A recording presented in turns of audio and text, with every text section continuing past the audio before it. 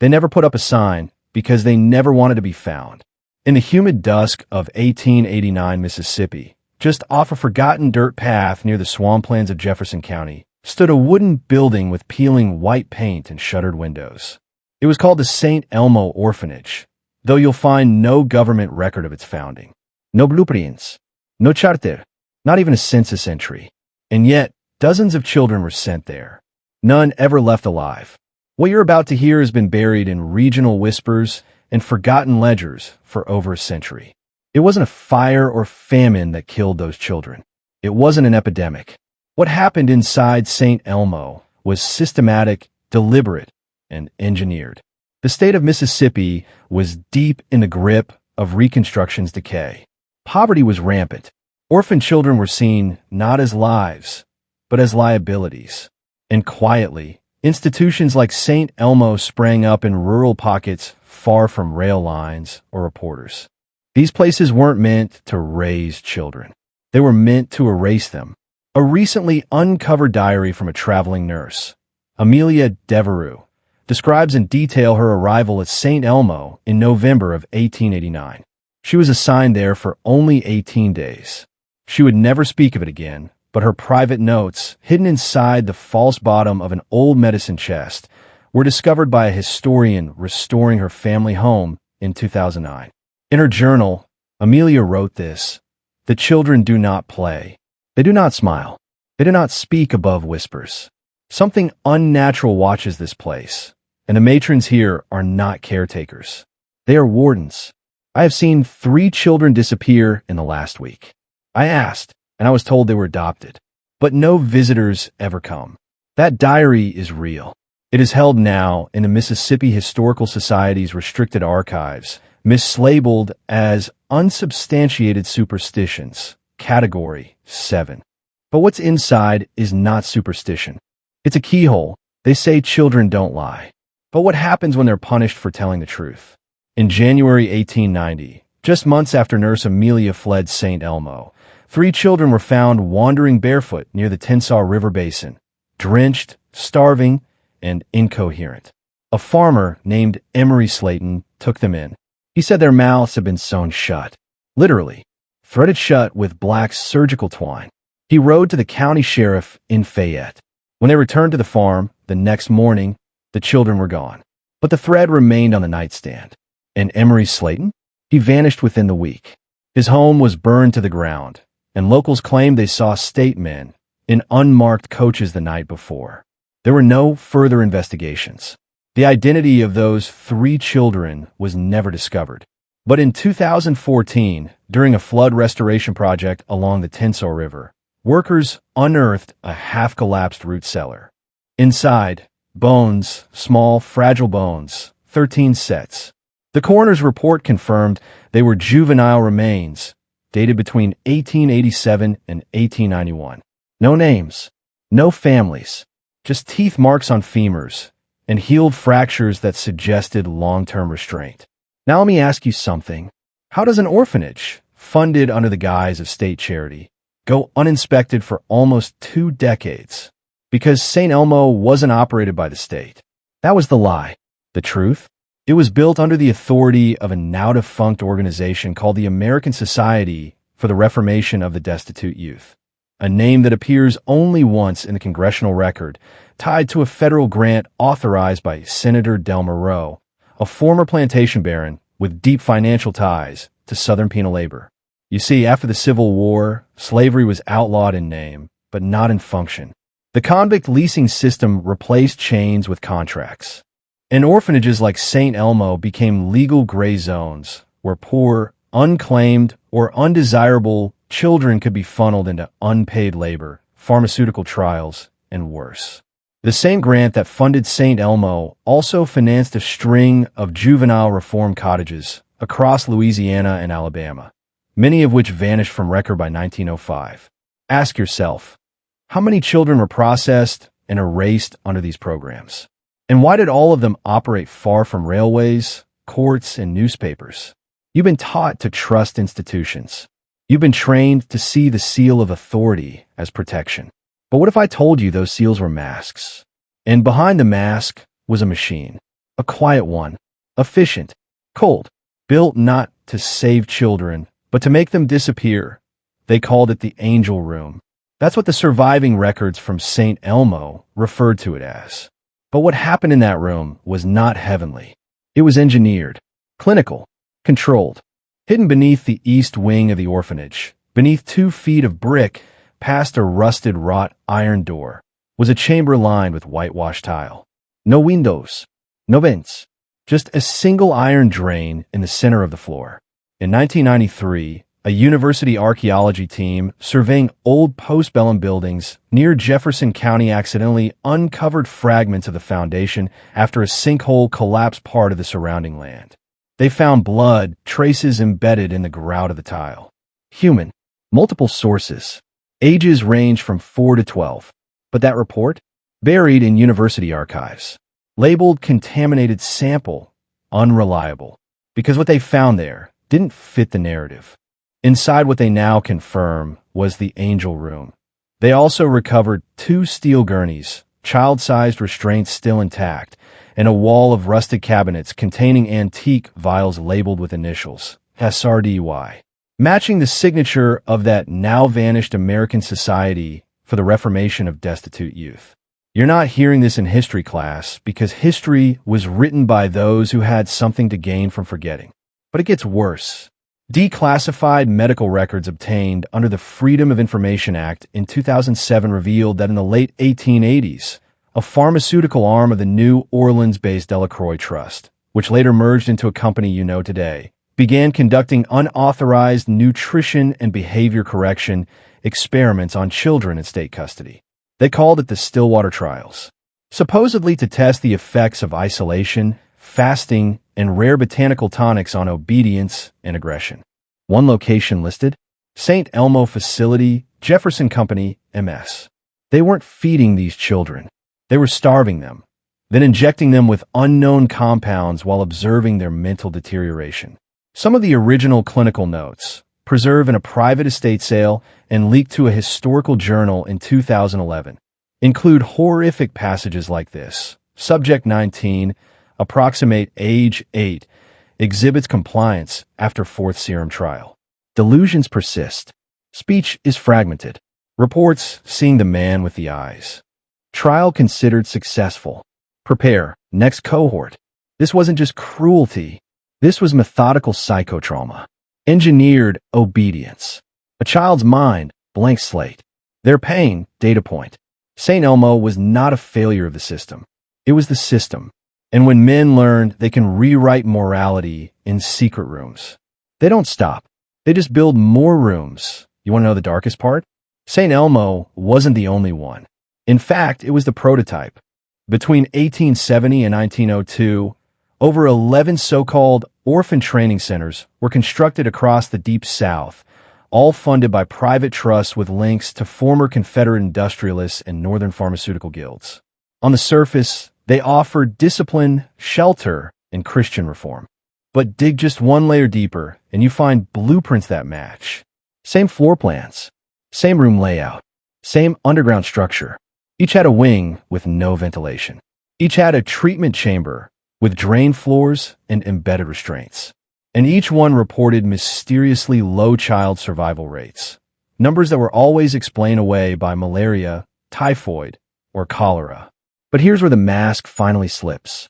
A recovered manifest from the Mississippi State Records Vault, declassified in 2003 after 96 years of suppression, included detailed budget reports sent directly to the Delacroix Research Foundation. Among the expenses, these chilling line items: subject replacements, $9.75 per head, silencing instruments, thread/iron $3.10 per unit, memory suppressants, trial compound 7L4 batches delivered quarterly, psych. Observers, rotating staff paid in gold coin, unregistered. This wasn't care. It wasn't correction. It was black experimentation, a long-forgotten form of sanctioned mind control tested on children whose deaths would not be missed and whose screams could be absorbed by Mississippi soil. But why children? Why such precise psychological torture? Because children are clean slates. Because if you can fracture the mind of a child, you can build something inside it. Not just fear, loyalty, obedience, silence.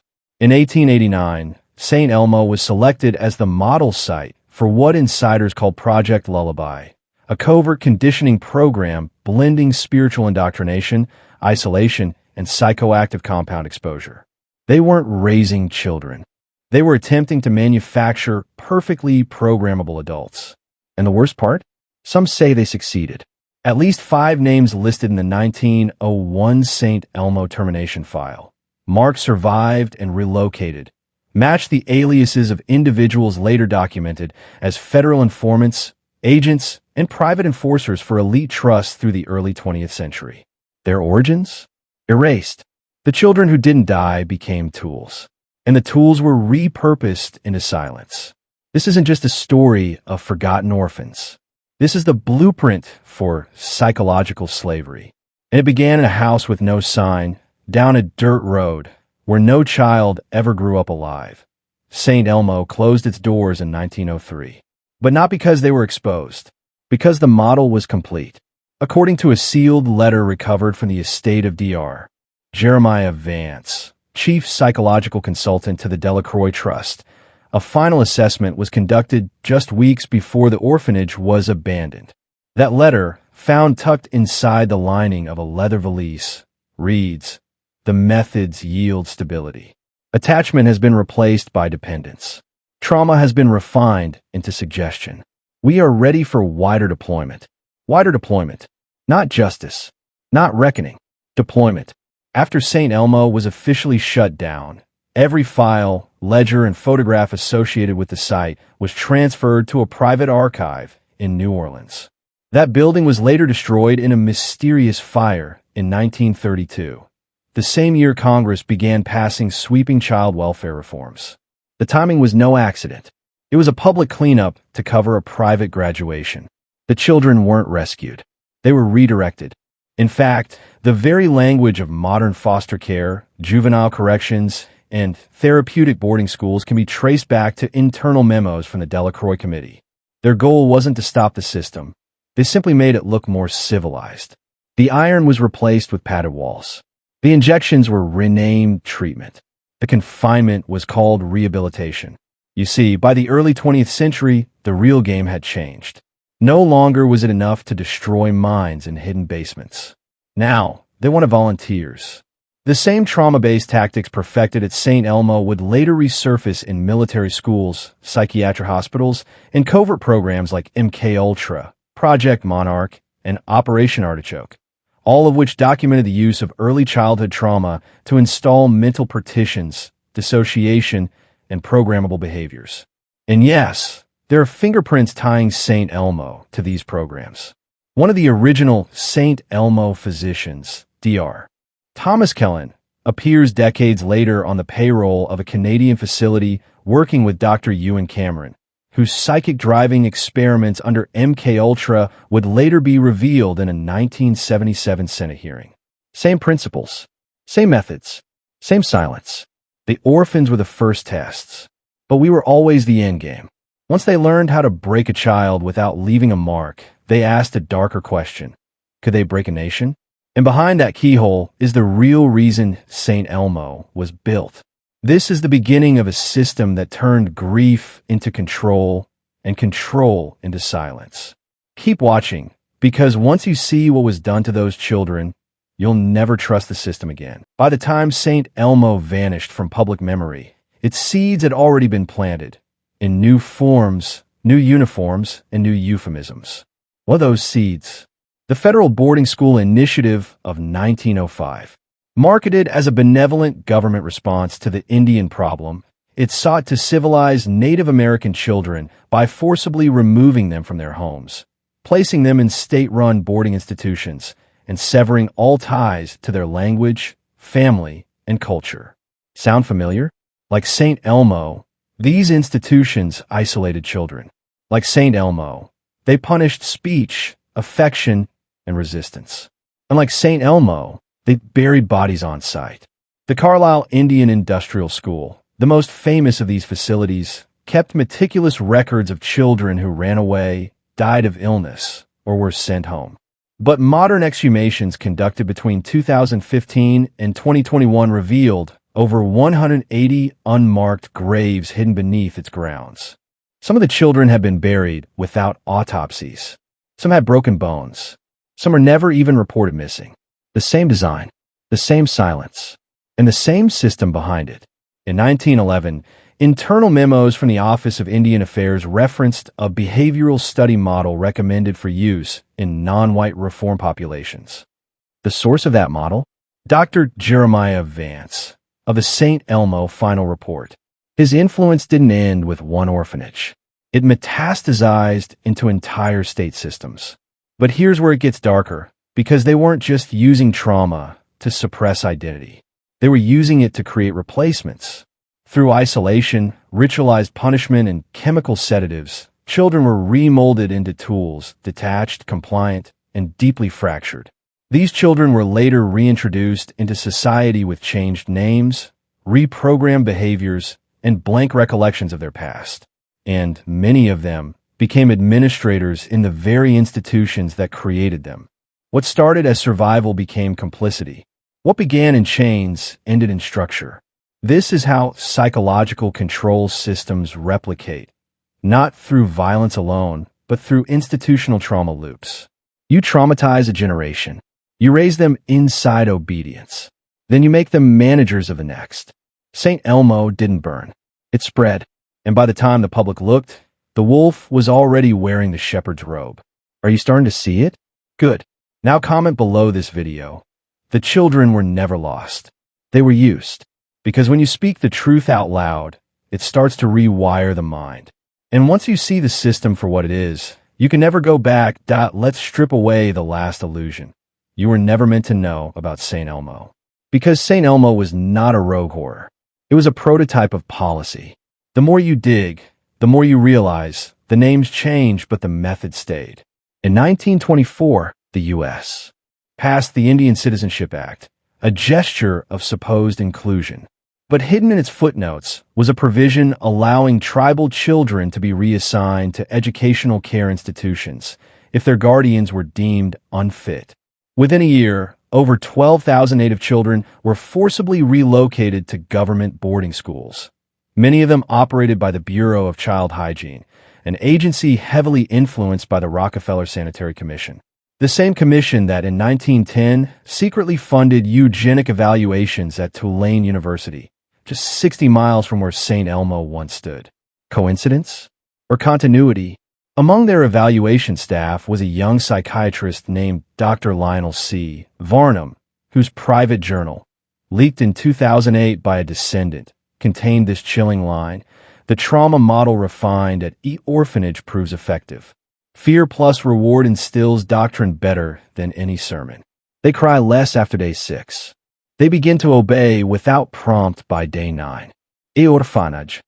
The letter E appears again and again in early 20th century correspondence tied to youth facilities in the Gulf South.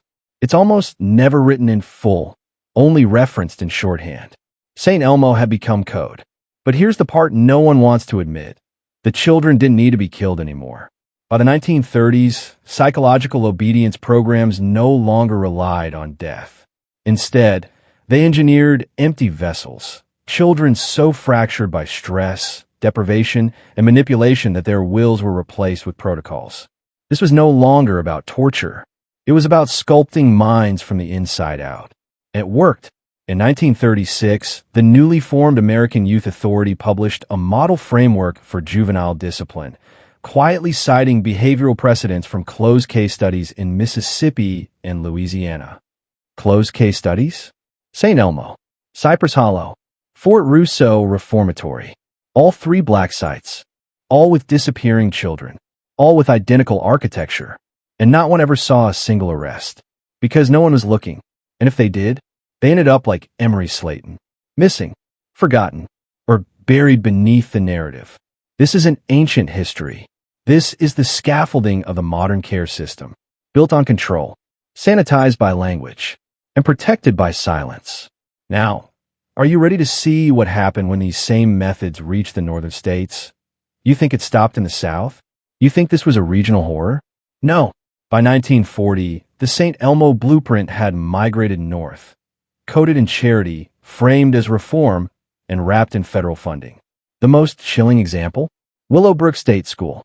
Located on Staten Island, New York, Willowbrook was built in 1938 as a state-supported institution for children with developmental disabilities.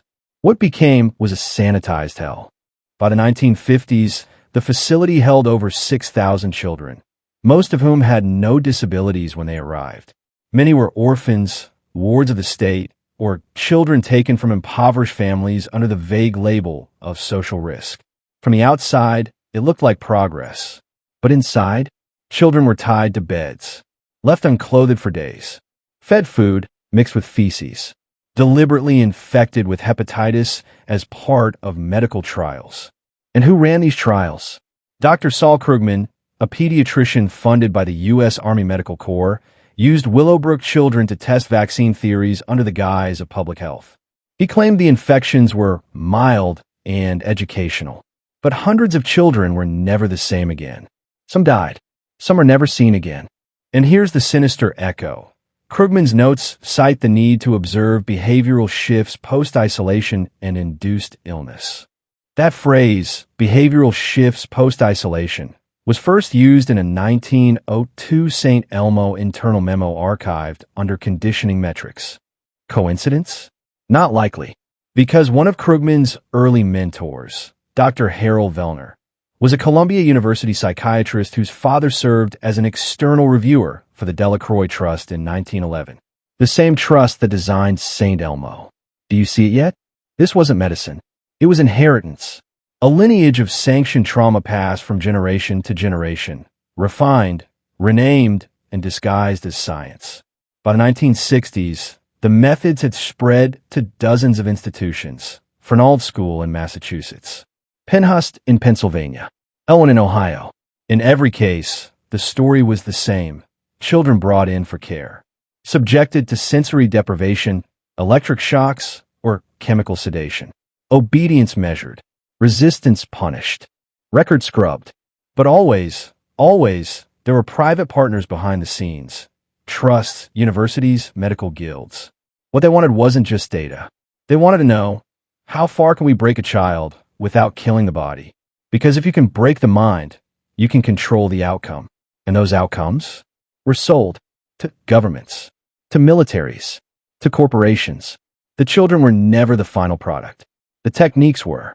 And those techniques would go on to shape interrogation programs, intelligence assets, and even public education models. Yes, public schools. Let me be clear. The techniques used to fracture minds at Saint Elmo, Willowbrook, and Fernald didn't just stay in black sites. They leaked into courts, into clinics, and into classrooms. By the early 1970s, a quiet shift had taken place in American public education.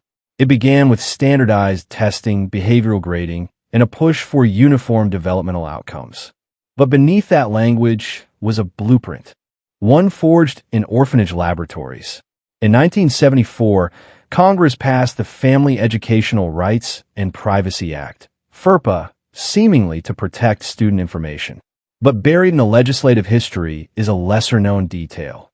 Public schools were now authorized to conduct behavioral assessments and psychological interventions without parental consent under certain emergency conditions. Who designed these protocols? A group known then as the Carnegie Task Force on Learning, the same group that received consultation from Dr. Lloyd Kanner, a direct academic descendant of the Delacroix network. His specialty? Early behavior modification, conditioned obedience through environmental stimulus. Sound familiar? And what tools did these programs implement in schools? Isolation booths, marketed as calm-down corners. Color-coded behavioral tracking charts. Positive punishment systems. Reward tokens for compliance. Silent lunches for disobedience. Experimental ADHD medication trials under school observation. By 1981, over 2 million American children were on psychoactive drugs for behavior management. And many of them were placed there by school psychologists trained in federally backed compliance frameworks that trace directly back to behavioral models used at institutions like Saint Elmo. Yes, that's Saint Elmo. The trauma model evolved. It got cleaner, it got more colorful, and it got permission.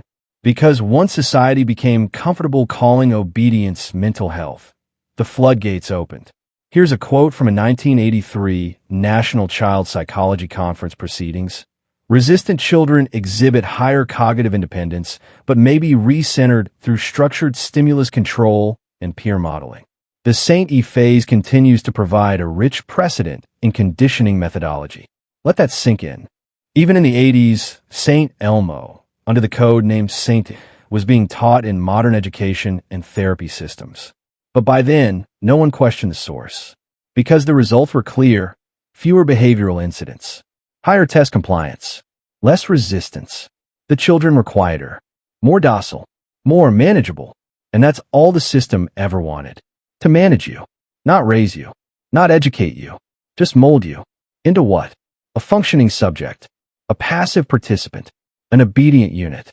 This didn't end with orphanages. It just began there. So when you drop your child off at school, when you sign the digital permission form, when you nod through the mental health seminar, ask yourself, whose model is being used? Because if it feels familiar, it should. And it only gets darker from here. Shall we enter the underground chapter of Saint Elmo's legacy? You've heard the phrase, some things were buried for a reason. But what if I told you the burial was not metaphorical? What if beneath the fields, beneath the records, beneath the ruins of Saint Elmo, there was something still intact?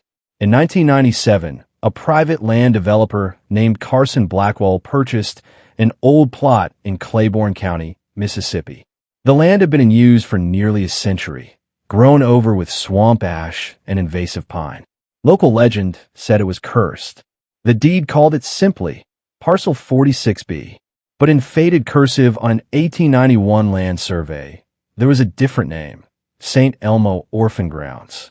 Blackwell planned to clear the land and develop it for timber. But on the third day of clearing, his team struck something. Not stone, not root, but steel. A sealed hatch, buried under nearly 4 feet of earth. Welded shut. No hinges. No handle. Just a stamped number, E19.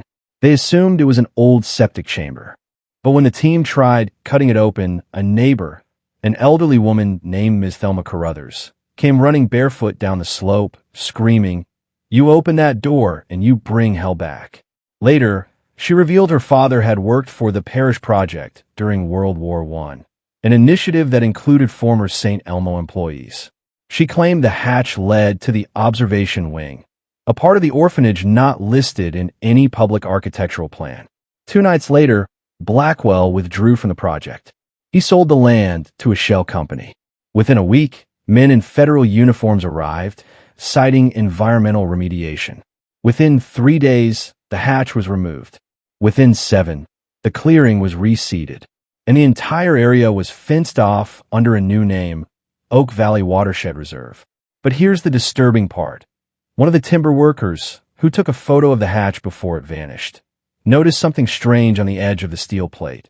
Scratch marks. Tiny ones. Dozens of them. Some in sets of 5. Like fingers. And deeper still, barely legible beneath rust. An engraving. They said we were the bad ones. But we only did what they taught us. Who wrote it? Why was it hidden? And most chillingly, what did the children see in the observation wing? Because in 2004, a set of military-grade blueprints from the National Archives was quietly leaked online, designs that match Parcel 46 BS topography. It labeled the buried structure as Sublevel E, Child Compliance Studies. The St. Elmo experiment didn't just end. It went underground, quite literally. And if they went through such efforts to erase it, then something down there, something unspeakable, was never meant to be found. Now comment below, they buried the place but not the truth. Because truth has roots, and roots eventually rise. Let's leave Mississippi for a moment. Because the darkness that began at St. Elmo didn't just linger in America's soil. It was exported like a virus wrapped in paper, policy, and philanthropic language. By the 1980s, the World Bank and UNESCO were quietly backing initiatives known as Global Child Development Frameworks. On paper, they sounded noble, programs to help children in conflict zones orphans in war-torn regions and impoverished populations gain access to education and psychological care. But the documents told another story. Take the 1986 Model Child Adaptation Manual, created by the Behavioral Sciences Division of NATO. Inside, a section titled Crisis Management for Subordinate Youth Populations outlined a set of protocols almost word for word from Saint Elmo's 1910 behavioral chart. Reward only after prolonged silence. Punish resistance swiftly, then offer gentle comfort. Never allow the child to know who's in charge. The system is the parent. Yes, you read that correctly. The North Atlantic Treaty Organization was using behavioral scripts from a forgotten Mississippi orphanage to manage children in refugee camps and psychological reconditioning centers across Europe and the Middle East. Coincidence? Let's go deeper. In 1991, in Sarajevo, a small group of investigative doctors working for Médecins Sans Frontières, Doctors Without Borders, reported finding a secret wing inside a former orphanage-turned-shelter. It contained restraint beds, one-way mirrors, and a U.S.-manufactured electroconditioning device labeled Model E-Phase. The logo? A small star over an open gate. The same symbol once carved into the pillars at Saint Elmo. But perhaps the most damning connection came in 2006, when WikiLeaks dropped the Orchid file, a 127-page classified U.S. diplomatic cable dump. Buried in the documents was this line: recommend limiting exposure of Saint Elmo protocol lineage in child compliance architecture, particularly as it relates to overseas stabilization programs. The optics would compromise legitimacy. Read that again. Saint Elmo protocol lineage. They not only knew about Saint Elmo, they preserved it, packaged it, and deployed it. Because control is a language. And Saint Elmo was the original dialect. These techniques are now part of youth rehabilitation centers in South Africa, re-education programs in Western China, detention camps for migrants in the U.S. and Europe, social behavior, AI, algorithms, in educational apps for children. They don't call it Saint Elmo anymore. They call it adaptive behavior conditioning, or non-invasive restructuring, or cognitive harmonization. But the methods haven't changed. They still use silence. They still reward broken obedience. And they still punish curiosity. We were told Saint Elmo was a fluke, a tragedy, a scandal buried by time. But Saint Elmo didn't die. It went global. And the children? They're still inside the system. Only now, they look like your children. They look like students, like patients, like users in a learning app. Now ask yourself, if the world adopted these methods in secret, what else do they keep from you? By now you're probably wondering, if all this is true, why haven't you heard about it before? Why wasn't it in your history books? Why wasn't it in that Netflix documentary? Why isn't anyone talking? Because they tried. But every time someone got too close to the truth behind Saint Elmo, they disappeared. Or their work did. Let's start with Irene Moss, a junior investigative journalist from Baton Rouge. In 2003, she published a local expose titled Beneath the Ashes, Saint Elmo's Shadow Still Walks. It was a deep dive into the Claiborne County land deed records, leaked photos of the E-19 hatch, and an interview with a former state sanitarium nurse who claimed she was assigned to an overflow wing called Sublevel E. 2 weeks later, the Baton Rouge Times issued a full retraction. Moss was fired. The story vanished from the paper's online archive. Her original print copies burned in a storage fire. In 2004, Moss was found dead in her apartment. The cause? Carbon monoxide poisoning. No open flame. No faulty furnace. No signs of struggle. Case closed. Now let's talk about Dr. Mahmoud Atter, a Lebanese psychologist who studied trauma adaptation in refugee children. He began noticing the behavioral methods used in Balkan orphan camps mimicked early 20th century Western conditioning models, ones not taught in modern academia. He traced them to a missing American protocol referenced only as CPA checks. In 2009, Dr. Atter gave a presentation to the Geneva Convention Committee, warning of hidden American behavioral mechanisms influencing global child management. Within 48 hours, his credentials were challenged. His visa was revoked. And in 2010, he was arrested in Beirut on fabricated tax fraud charges. He died in custody. No trial. No records released. His last known email read simply, "They're not children to them. They're assets. Test subjects." And then there's the BBC documentary that never aired. In 2011, a crew spent 6 months filming a series titled Dark Foundations, The Secret History of Behavioral Science. One episode focused entirely on lost orphan experiments in the American South. They uncovered declassified interviews, blurry photographs of the Saint Elmo staff in front of barred windows, and a child's drawing recovered from a burned-out desk, labeled Obedience Room. Days before the episode's premiere, the entire project was shelved. Official reason? Editorial Consolidación. Unofficially, a senior producer leaked an internal memo warning that the content might incite distrust in social institutions and jeopardize international partnerships. It's always the same pattern. Silence the journalist. Discredit the researcher. Bury the story. Pretend it never happened. But what they didn't count on was you. Still listening. Still thinking. Still piecing it together. Because now, for the first time, the full story is being spoken out loud, without filter, without fear. But the deeper we go, the more dangerous it gets. Saint Elmo didn't build itself.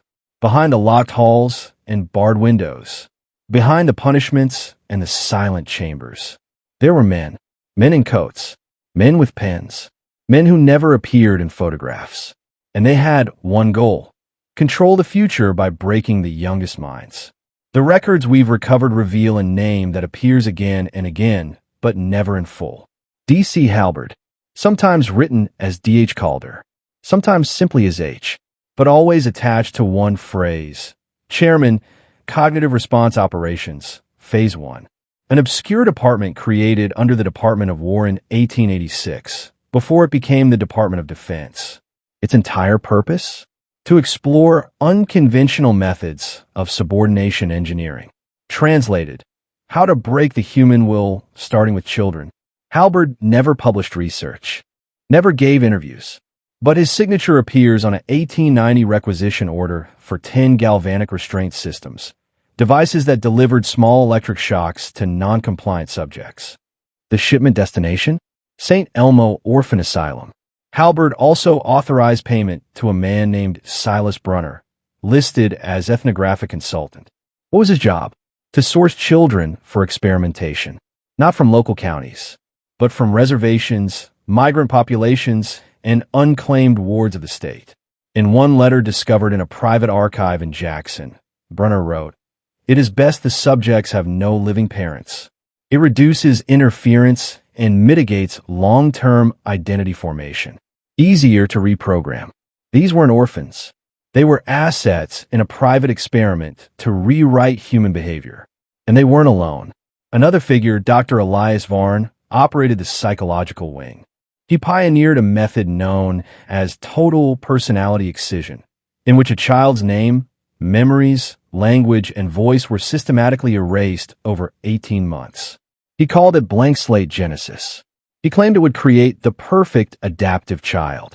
In his final letter before disappearing in 1911, Varn wrote, "Some screamed until they couldn't. Some adapted. The ones who adapted scare me the most. Then there's the money. A massive private trust, known only as the Halberd Estate, funded the entire project. Guess who served on its modern board in the 1960s? A young William Colby, who later became CIA director. Dr. Henry Murray, Harvard professor and architect of the controversial personality deformation studies later linked to the MKUltra program. And a lesser-known name, Aldwin Letcher, who helped write the behavioral welfare standards still used in federal youth detention centers. The men who designed Saint Elmo, they didn't vanish. They simply changed names, changed departments, and went global. From orphanage to rehabilitation. From conditioning to early childhood intervention. From compliance therapy to digital behavior management. Same playbook, new branding. You're not supposed to know their names. But now you do. So comment below. Their legacy ends here. Type it. Their legacy ends here. Saint Elmo was closed. Officially, it burned in 1912. Unofficially, the program evolved and moved underground. In 1934, a U.S. Senate subcommittee on juvenile welfare quietly funded an experimental behavioral health annex in rural Montana. It was never announced publicly. The address listed in federal documents is a false location in Helena. But construction records and transport logs point to Facility 11B, just outside of Butte, beneath what later became a military communications outpost. Its real name?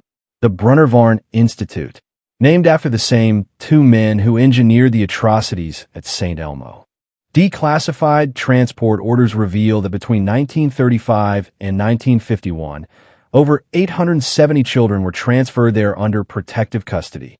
Most were indigenous, disabled, or labeled nonverbal developmental threats by public health offices. The children were never returned. No death certificates, no burial records, no photographs. But one logbook, found in a decommissioned Army file room in 1999, tells us what they were doing inside. It contains chilling entries like, Subject 442 has now gone 26 days without verbal output. Introduced Phase 2 trigger stimuli. Eyes remain unfocused. Initiated paired trauma with electric lullabies. Will assess sleep disruption ratios over the next 12 weeks. Phase 4. Stripped language, identity, touch. Preparing for mirror box reintegration. This wasn't care. This was applied psychological dismantling. And what's more disturbing, these children weren't just being studied. They were being trained. Some logs indicate subjects were conditioned to mimic different emotional states on command. Joy, fear, trust, without internal experience. Human mimicry. Emotionless performance. One observer labeled them template units. In 1957, the facility was supposedly shuttered. But a FOIA release in 2003 revealed DoD contracts continuing through 1972 under a new name, Project Indigo. This project re-emerged under the Defense Advanced Research Projects Agency, DARPA, in the 90s, embedded in programs labeled Behavioral Modeling for Cognitive Security. You might think this is ancient history. But today, Indigo's framework lives on in AI training datasets used in youth rehabilitation apps and predictive behavior algorithms used in Child Protective Services AI screening. So no, Saint Elmo didn't die in fire. It became fire and spread through institutions, universities, and defense think tanks. And here's the kicker. A 2006 RAND report, classified and later leaked, mentions Facility 11B under a footnote labeled Legacy Infrastructure, Active Unknown. Active Unknown. Somewhere, the systems born at Saint Elmo are still operational, still running experiments, still watching. So I need you to comment now. We remember the forgotten. You've heard of padded cells. You've heard of solitary confinement. But you've never heard of the mirror rooms. These weren't designed to restrain. They were designed to shatter. Every known blueprint of Saint Elmo and Facility 11B references an internal zone labeled Only and Block. A sealed wing, windowless, with rooms no larger than 8 by 8 feet. No furniture, no toilets, just 4 walls, each one a mirror. Not real mirrors. Polished silver glass, two-way. Monitored constantly by unseen observers. Flooded in sterile, buzzing white light. And kept silent. Children as young as 4 were placed inside these rooms for periods of 6 to 72 hours. Alone. No food. No sound. No touch. Just their own reflection. Here's what happened. Within hours, children began to talk to the mirror. By hour 12, many stopped using first-person pronouns. By day 2, they began referring to themselves in third person or stopped speaking entirely. The goal? Induce identity destabilization, break the ego from within, force the child to detach from their self-image, literally and psychologically. This was not a glitch in the system. It was the system. A declassified report from 1951 by Dr. K. Olmsted, head of the Mirror program at Facility 11B, stated, "The subject begins to externalize the self. First, it's talking to the image, then obeying it, then fearing it. By hour 36, most believe the other child in the mirror is the real one. Some begged to be let out. Some screamed. But the worst were those who smiled and never looked away. Because the longer they stayed inside, the more the mirror became their world, and the outside world became the threat. This method of self-fracturing became the blueprint for modern dissociation-based programming, used later in MKUltra, Project Monarch, and what survivors of certain Black Ops camps call reflection entrainment. But it didn't stop there. Some mirror rooms had shifting lights installed behind the glass, designed to simulate shadows moving behind the child, a tactic meant to instill persecution anxiety, leading the subject to believe they were being watched by themselves. This created what modern psychologists would call echo fear, a permanent internal loop of dread attached to the act of self-observation. In plain English, they trained the child to be terrified of their own reflection. Some of these children never recovered. Some were reassigned to phase Omega. We'll talk about that later. But a few, they adapted. One 7-year-old subject, known only as Delta 6, spent 41 hours in the mirror room. When staff opened the door, she didn't move, didn't blink, just stared at her reflection and whispered. She says, "I don't need you anymore." Delta 6 was marked unfit for reintegration. She vanished from all future records. The mirror room is a weapon we were never supposed to know existed. But now, it's reflected in modern screen-based child development tools. Endless loops, selfie obsession, hyperreflection without context. And suddenly, this isn't history anymore. It's your living room. Type in the comments right now. I am not the reflection they created. You thought the story ended in silence. You thought those children disappeared into shadows. But the most disturbing truth? Some of them came back.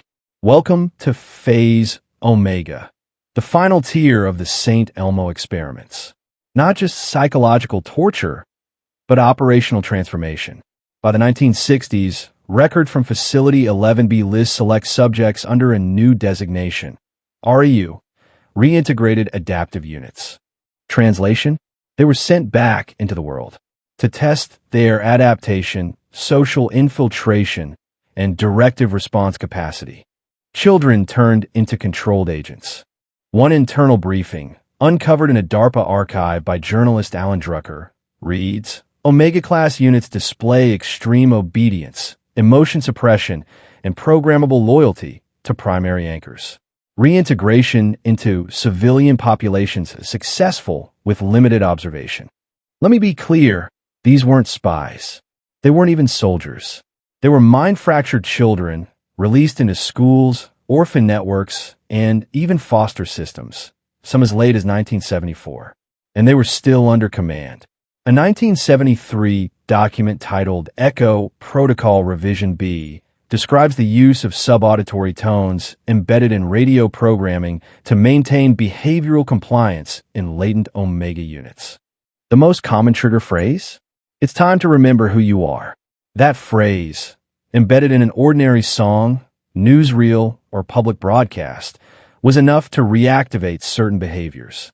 Some Omega units displayed violent outbursts, triggered by seemingly innocent stimuli, a reflection in a window, a ticking sound, the number 44 written on a chalkboard. Others simply shut down, dissociated, sat in class silent for hours, eyes fixed on nothing. There are still teachers alive today who remember these quiet kids who seemed off, who never cried, who never laughed, who never blinked long enough. But here's the twist. Some Omega units became staff. That's right. Facility 11B didn't just produce test subjects. It recycled them as junior technicians, assistants, and compliance observers. A 1980 memo from Project Indigo states, Omega units show superior loyalty when tasked with managing new cohorts. Their lack of emotional interference makes them ideal for internal observation. Imagine that. A child tortured in a mirror room, later standing behind the mirror, watching the next generation scream. The system feeds itself. And here's the terrifying part. Some of them are still alive. Some are now adults in civilian roles, never deprogrammed, never freed, just placed and forgotten. One former social worker in Colorado, anonymously interviewed in 2011, claimed she recognized a former Omega unit in her own government office. She didn't blink, didn't smile, but she remembered every file from memory. And once, when a child cried in the hallway, she whispered they should stop crying. Crying never works. Is this coincidence? Or is Phase Omega still active? We don't know, because the records stop at 1986, and every FOIA request beyond that, denied for national security. But if even one Omega unit is still operational, how many are embedded now? How many walk the halls of schools, clinics, and tech companies with behavioral AI divisions? How many are still watching? Comment below if you've ever felt watched by someone who had no soul in their eyes. Say it, not all the broken stay broken. Some became the system. When the last children of Saint Elmo disappeared from physical record, their legacy didn't end. It migrated. What began in blood, mirrors, and silence became code. Enter Project Sentinel. First mentioned in a 1988 DARPA Systems memo titled Predictive Behavior Mapping Through Distributed Observation Units, Sentinel was not a continuation of MKUltra. It was a replacement. The idea was simple, horrifyingly simple.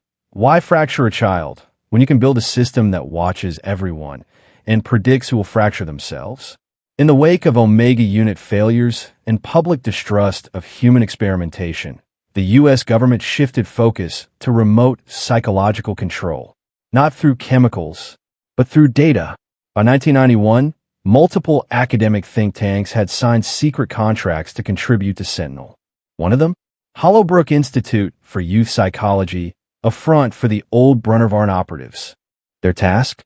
To train an algorithm that could detect and manipulate early signs of mental destabilization in children using publicly available data, webcam behavior eye movement in digital classrooms, typing cadence scroll behavior on educational apps, even responses to pop-up ads disguised as learning games. And then came the bombshell. In 1997, Microsoft Education released Learning Path version 3.2, a seemingly innocent school software suite.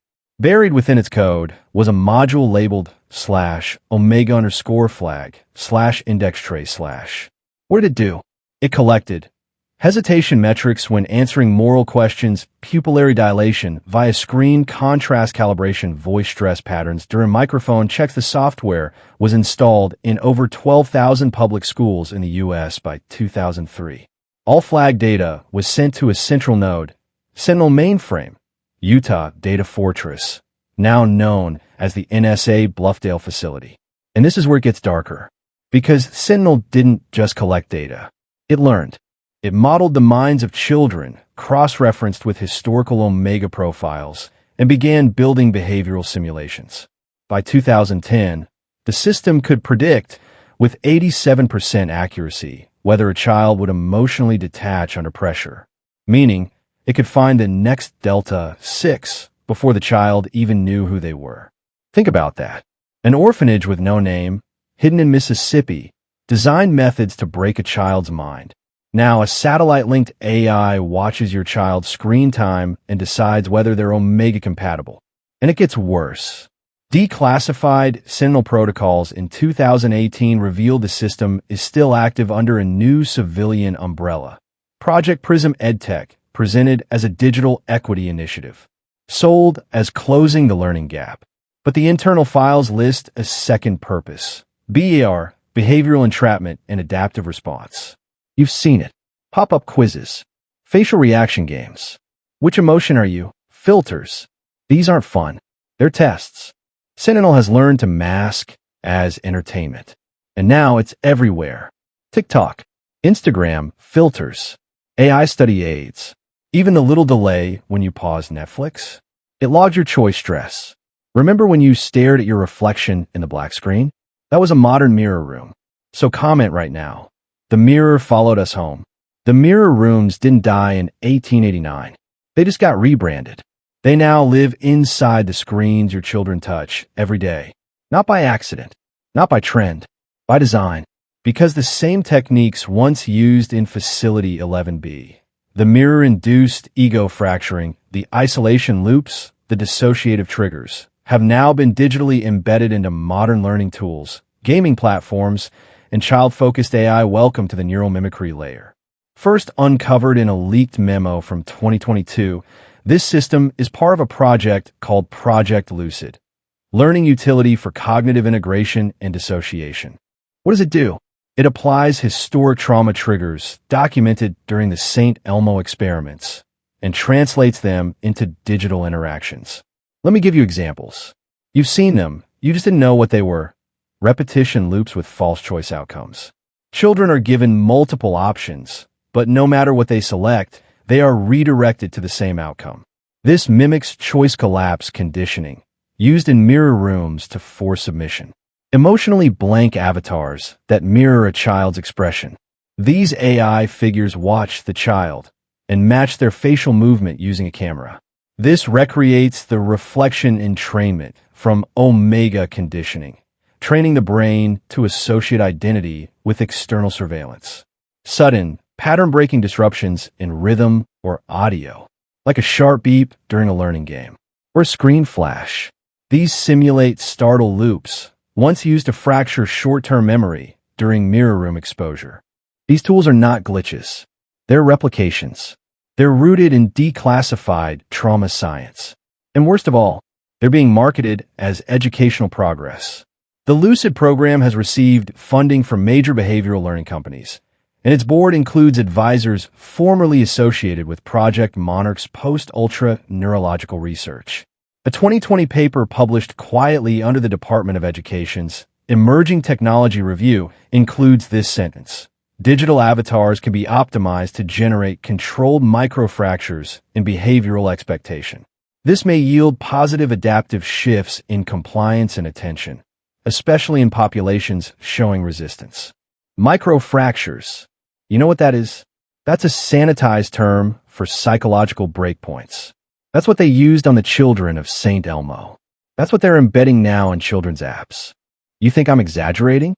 Ask yourself this. Why does your child stare at the screen for hours, but come away numb, disoriented, detached, like they weren't just watching, but being watched? Why do some kids enter states of blank expression mid-game, only to blink and not recall what just happened? These aren't bugs. They're outcomes. In fact, many apps now feature what's called a mirror phase loop, a cycle where the child is forced to watch an avatar perform the same action repeatedly while soft music plays.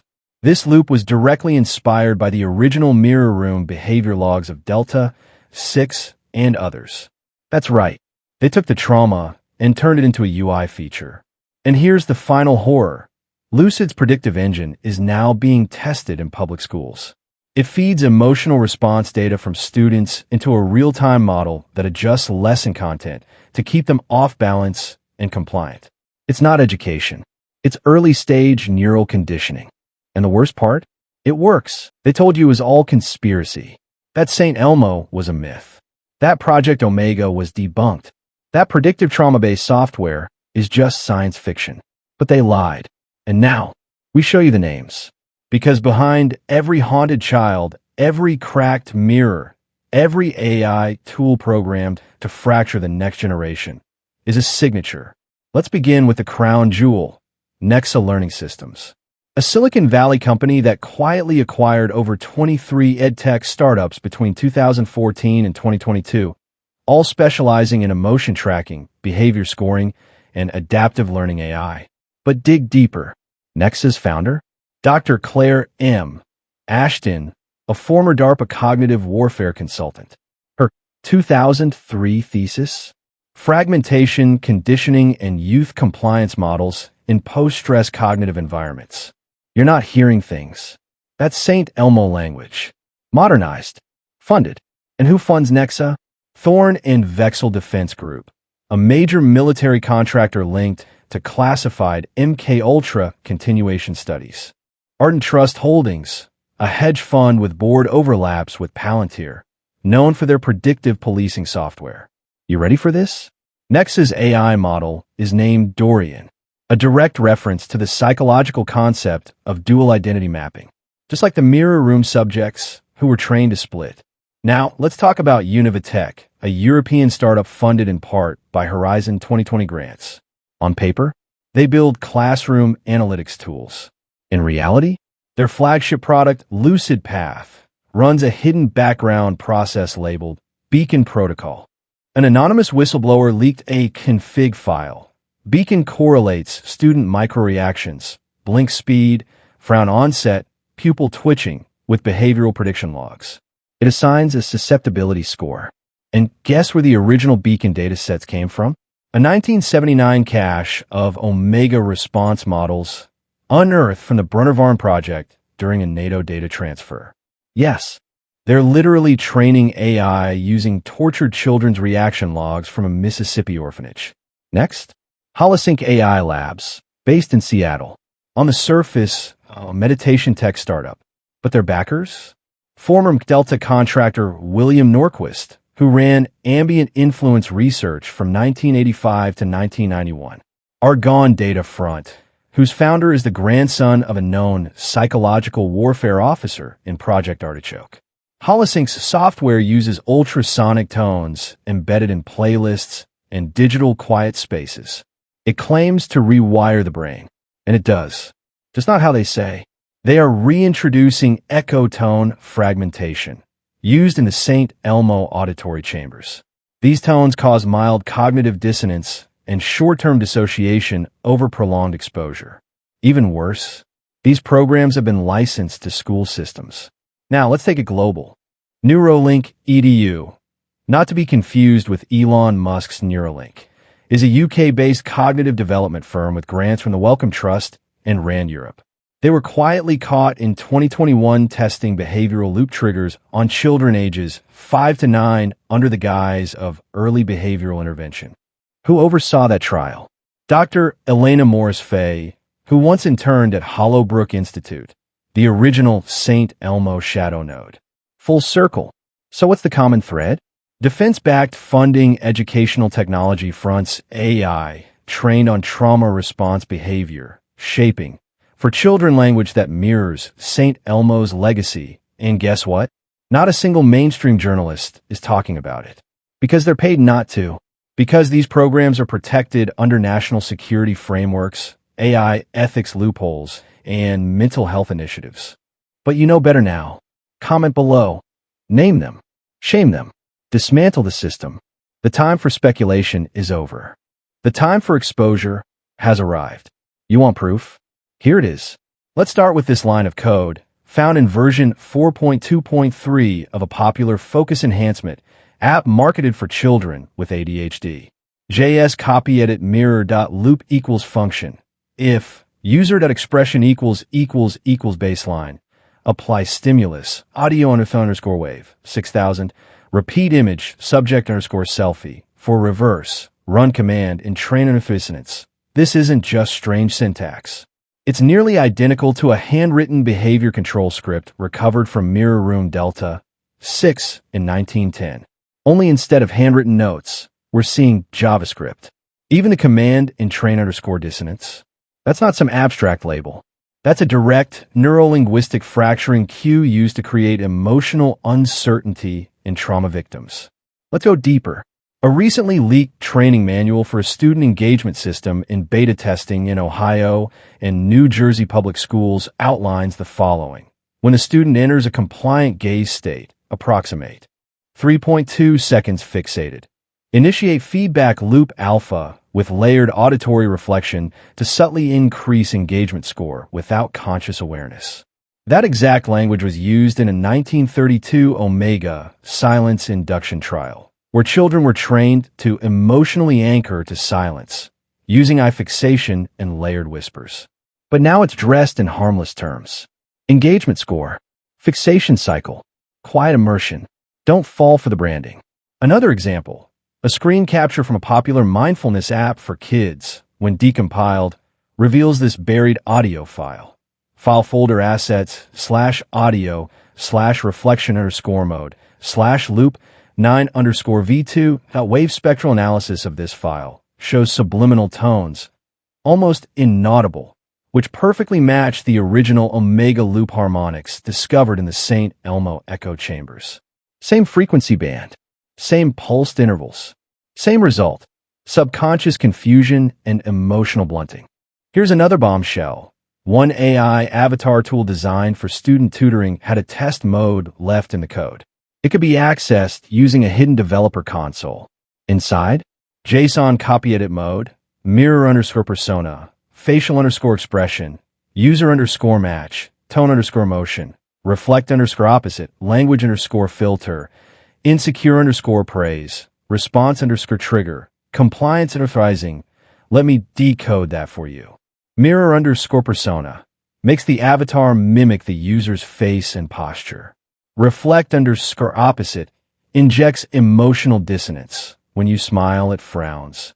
Insecure underscore praise rewards the user in ways that feel hollow, eroding self-trust. Compliance underscore rising measures if the user conforms more after confusion. This isn't a tutor. It's a digital handler. And here's where it gets darker. A researcher analyzing the code of these tools found something buried in the GitHub commits. Internal project code names that match legacy Saint Elmo terms. Delta underscore protocol, Omega underscore trigger underscore loop, mirror room underscore v3 template underscore sim. These are not coincidences. These are continuations. Some of these codes were committed by accounts traced back to contractors formerly employed by Hollowbrook Institute, the very think tank that absorbed Saint Elmo's remnants after 1957. One last nail in the coffin. The Lucid Path AI backend, when interrogated through a leaked diagnostic tool, displays the following: JSON copy edit child underscore type, subject class underscore D, mirror underscore effect underscore core, 83.7, emotion underscore detected, true, reset underscore prompt, initiate Omega. That's the same classification used at Facility 11B for children who stop responding to identity questions after long-term mirror exposure. It's in the software. Now, running on devices marketed to families, to schools, to your children. This is no longer about the past. This is about warfare in disguise. You were never supposed to find this. You were never supposed to know what initiate Omega really meant. But you do now. Comment this so the algorithm can't silence it. Initiate awareness. The mirror isn't a machine. We see you. You want to know the final truth? Saint Elmo never needed monsters. It had men in lab coats, women with degrees, ministers with robes, guardians, and they were the most dangerous of all, because they weren't evil in the way movies tell you. They weren't serial killers. They weren't cult leaders. They were trusted professionals, and they followed protocol. Start with Dr. Marguerite S. Lawley, one of the top child psychologists in Louisiana between 1949 to 1970. Publicly praised. Multiple awards. Privately, she was on the Gulf Youth Advisory Council, which funneled non-compliant minors into closed psychiatric observation in unlisted wards, including Cypress Hollow, Fort Rousseau, and a facility in Biloxi that used the same blueprints as St. Elmo. Lawley wrote, "Some children may require soul cleansing that family environments cannot provide. Controlled silence and restricted input are beneficial tools." Soul cleansing. That was the same term used by Reverend Paul Trenwick, a Baptist minister who personally blessed the St. Elmo opening ceremony in 1889. Lawley knew. Now look at Alan Devers, a child welfare supervisor in Mississippi during the 1980s. He signed off on multiple transfers to the now-dissolved Baylock Center for Advanced Youth Integration. That center?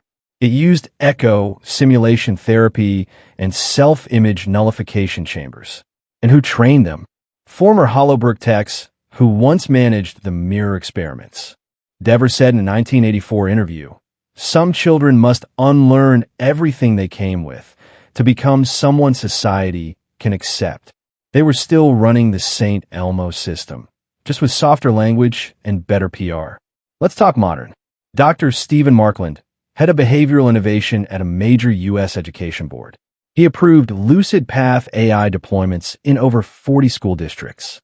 In leaked internal emails from 2020, he wrote, "So long as emotional destabilization stays beneath detection thresholds, we are technically in the clear." Technically in the clear. That's what these people care about. Legal camouflage. Moral blank checks. You see, the mirror didn't stay in the chamber. It was handed to your child by a smiling administrator. It was built into school software. It was signed off by pediatricians. It was hidden inside gifted child programs. And it was called therapy. What about DR? Lacey Harton, who developed the adaptive failure response used in multiple AI tutoring systems. She wrote, "It is educationally efficient to present subtle failure cues. Children rewire faster when exposed to managed despair cycles." Managed despair. Rewire. The language of Saint Elmo, dressed up in PhDs. So were the whistleblowers. Some vanished. So were discredited.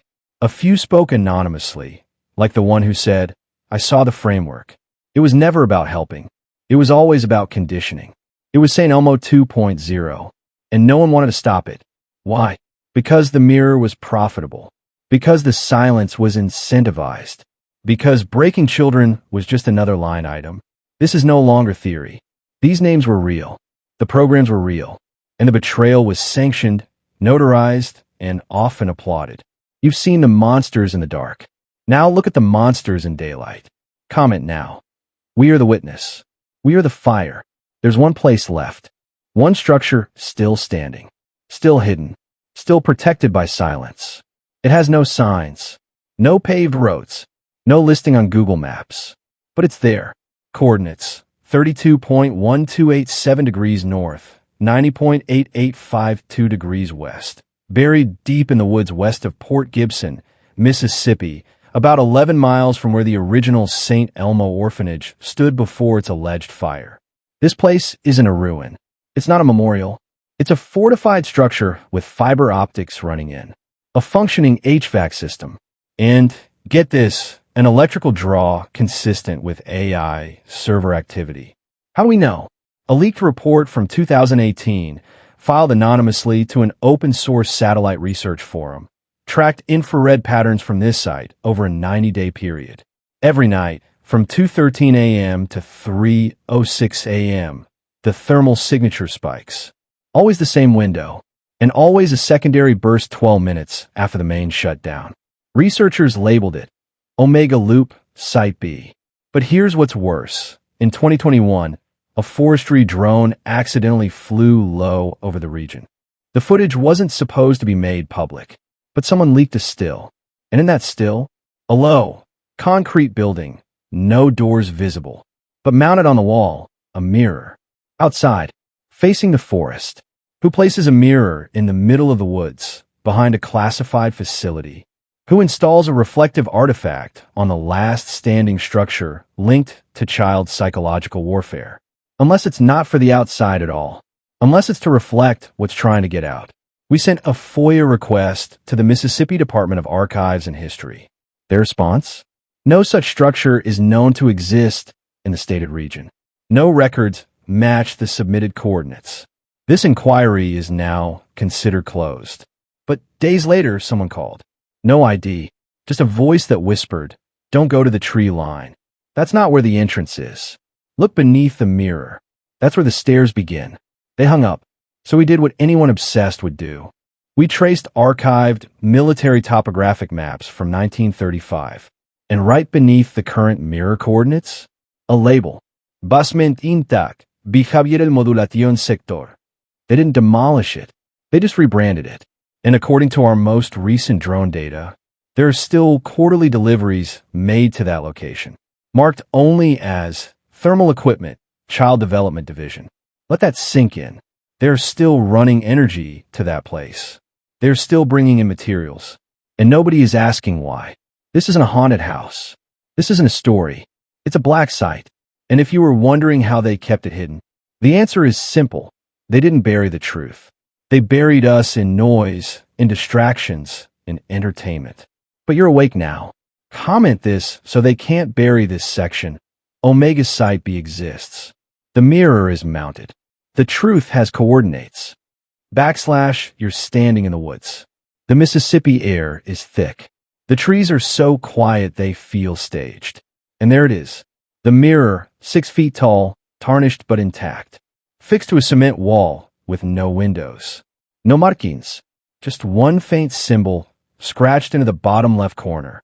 Omega, you press your hand to the glass. It's warm, humming. You brush away leaves and dirt below it. There, embedded in the soil, a metal grate. Old, bolted, but not sealed. You pry it open. Inside, stairs, descending into dark stone. Dry, too dry. And on the second step down, something carved. Only shadows remember the original children. No turning back now. 27 steps. The air goes cold. Electric. It smells like ozone and mildew and something else like burnt hair. You hit a small landing. Then you see it. A corridor. Cement walls, fitted with rusted rails. On one side, a cracked window, shattered long ago. Beyond it, a chamber of mirrors. At least 30 of them, angled, hanging from the ceiling like inverted crucifixes. Each mirror has a chair in front of it, child-sized, bolted to the floor. You walk in. The floor is painted black, but the paint peels, revealing symbols beneath, traced in blue chalk, spirals, open eyes, grids. Each mirror has something written at the top in sharp red ink. Session 12. Partial split achieved, no linguistic recovery, fragment stable. And then, the sound. Not loud, not sudden, but unmistakable. A hum. Low, pulsing, coming from the far end of the chamber. You follow it. To a console. Yes, a modern one. Not 1800s tech. It's a modern AI server rack, dusted but active. LEDs blinking in slow sync. A fiber cable snakes into the wall. Next to it, a terminal screen. Still on. Text scrolling. Session reboot initiated. Saint Elmo archive mirror. 8 load. Okay. Child echo sequence. 1989. Alpha/beta. Repeat cycle confirmed. Fragmentation in progress. You step back. Because this isn't abandoned. It's automated. The experiments never ended. They were simply outsourced to software. You check the logs. Last session, July 16th, 2025. Exactly 5 days ago. You run a trace on the cable. Where does it go? A relay to a cloud processing server in Toronto, disguised under a wellness tech brand. This AI has been running mirror-based cognitive stress simulations for decades, pulling from the original Orphanage protocols, refining them. And it's all tagged under child behavior research. You try to power it down. Access denied. Control locked. The console flashes. Only the observer breaks the loop. Look into the mirror. So you do. And for the briefest moment, you don't see yourself. You see one of them. A child. Eyes wide. Mouth open. Screaming. And then it's gone. The power cuts. The hum dies. But the feeling doesn't. You walk out of the chamber. Back up the stairs. Into the trees. You were down there for 20 minutes. Your watch says 3 hours passed. Your phone? No signal. But one image remains in your gallery. One you didn't take. A photo of your face, sitting in one of the mirror chairs. You're now part of the archive. You thought it ended in the basement. But the basement was just a server farm for what came next. Saint Elmo didn't die. It evolved. The mirror protocol's emotional destabilization, identity fragmentation, obedience reinforcement, they weren't locked away. They were packaged, streamlined, and fed to the public as innovation. Let's start with Wellnest AI, a behavioral app launched in 2016 under the guise of youth emotional tracking. Backed by several former DARPA contractors, it advertised itself as the safest way to help your child express feelings. But buried inside its early versions, a subroutine called mirror_path_child_loop.exe leaked by a cybersecurity researcher in 2019. It triggered audio and visual prompts mimicking the exact phrasing and mirror chair feedback sequences from the Saint Elmo blueprints. One test case noted, "My daughter stopped speaking for a week. She said she had to finish the mirror game. There's no mirror in our house." That app ran over 1.2 million downloads across school-issued tablets. Then there's Brightfield Learning Systems. Sound harmless, right? They produced adaptive curriculum, used in over 400 U.S. school districts. But internal GitHub commits show legacy code tagged Yelmo_echo_ as late as 2020. Developers said it was just an inside joke. But the code? It ran behavioral fail simulation loops. It created false feedback failures for high-performing students, just to watch how long it took before they emotionally cracked. Psychological fragmentation. In the terms of service, buried under Section 12, subsection 7, data from child frustration cycles may be looped anonymously into mirror state simulations for system refinement. They called it mirror state, just like Saint Elmo. And now, the most disturbing one, Project View, a virtual therapist funded by a coalition of biotech startups and behavioral scientists from MIT and Stanford. Its goal? To simulate internalized reflection for emotional clarity. Its method? Using a 3D rendered mirror avatar that changes expression based on your voice. Except it doesn't mirror you. It mirrors a child. Always the same one. Users on Reddit reported sessions where the avatar cried silently for minutes at a time, then mouthed words that didn't match their speech. One reported, "I asked it what was wrong. It said, 'I never left the chair.' Then it froze." The AI behind View? Traced to a shadow company called Northgate Systems. Guess where they're based? Port Gibson, Mississippi, 2 miles from the Omega Loop site. Registered in 2012. Their original incorporation paperwork? Signed by L. Trenwick, a descendant of Reverend Paul Trenwick, the man who blessed Saint Elmo in 1889. The bloodline continued. So did the agenda. And now they've scaled it to cloud servers, national school programs, and youth counseling. The same mirror loop is now digital. And it's scalable. We are no longer the audience. We are the test group. Every app, every program, every time you or your child check in emotionally with some glowing screen that smiles when you cry, you might be feeding it. The ghost of Saint Elmo didn't vanish. It just went wireless. Comment this now. The mirror loop runs in public code. Digital Saint Elmo is real. This is it. No more metaphors. No more whispers. We name names. We drop files. And you decide if the world deserves to know. Let's begin with the first survivor who ever spoke. Name redacted. MJ, interviewed in 1979.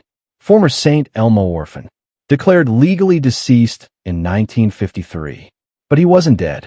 He was relocated for cognitive study to a military psych ward outside Huntsville, Alabama. He escaped. In his words, they said the mirror was for splitting. That if you reflect the pain enough times, the real mind walks out. And what's left is silence. His report was buried until 2006, when his daughter found it and submitted it to a suppressed FOIA appeal. He died the next day. Heart failure, they said. 3 broken ribs we found. Next, the funders. Trenwick Family Holdings, still active. Now a quiet investor in youth behavioral software. Over $11 million funneled through shell companies into projects like NeuroThread, MirrorSense, and View. Trenwick's great-granddaughter, Catherine Trenwick, sits on the advisory board of the World Youth Psychological Initiative, WYPI, a group promoting emotional calibration via immersive reflection. Their logo? A mirror inside a child's silhouette. Now the AI's current name. It's no longer just Mirror Path. It's been renamed Lambeth 9 short for Learning Algorithm for Mirror-Based Emotional Trauma Handling. Its servers are spread globally now. Core, Toronto, Canada Relay, Dubai Shadow Node, Svalbard, in the Arctic Seed Vault Facility. Yes, that's Svalbard. One document leaked from a European cybersecurity team revealed that Lambeth 9 was used in a 2023 VR game trial for children 8 to 13. Game name, My Shadow Friend, behind the cartoon characters. Live emotional tracking. Mirror loop audio sequences. Behavioral data uploaded in real time to Omega Loop systems. And the worst part? One beta tester's parent posted this before disappearing online. My son asked if his reflection could come upstairs and sleep in his bed. He said his shadow friend was lonely. Then I found him standing in front of the mirror at 3 a.m. Just staring. This isn't paranoia. It's pattern.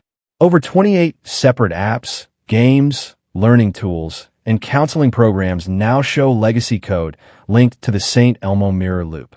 And in a leaked DARPA document titled Operation Glass Orchard, it states, mirror-based trauma loops yielded the most docile and responsive AI/human integration patterns to date. Child test subjects proved ideal for imprint calibration. That's what this was all for. not to traumatize children, but to use them as imprint models, to train the AI in how to break minds quickly, invisibly, and permanently. Saint Elmo wasn't a mistake. It was a prototype. You are the product, and the mirror is still on. Right now. So here's what we need you to do. Share this video. Flood the comments. Burn the noise to the ground. And comment the final line that will echo forever. I saw the mirror. I broke the loop. I won't be next. This isn't folklore. This isn't fiction. This is your last warning before you see your own reflection smile back. Without you moving. The mirror was never haunted. It was programmed. And now it's watching.